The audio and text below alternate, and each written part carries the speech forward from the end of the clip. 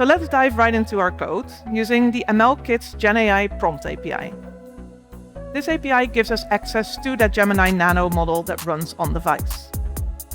So with this API, we simply take our trip itinerary, and then we add it to our prompt, and we ask our model to generate a summary of our trip, along with tips on preparing for the trip. Now here what I did is I just wrote a prompt myself.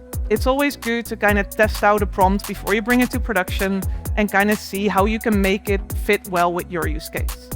So let's switch back to our phone and let's do just that.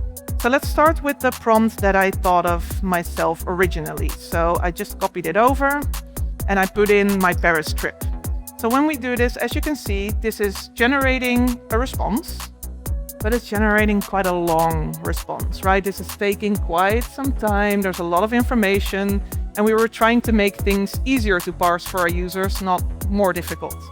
So this is where we start iterating. Now, I did some of that iteration, and I actually came up with the final prompt that might be useful for you, for us to look at.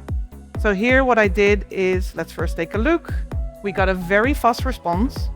And as you can see, I added a little bit more kind of guiding for the model. So I told it to use one sentence, less than 15 words, etc. And this is kind of a good way to guide the model into the response that we actually want to have.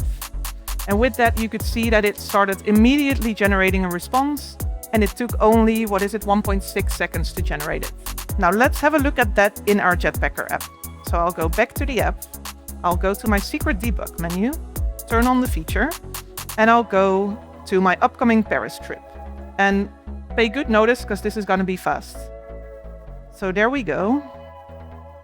We immediately have it coming up.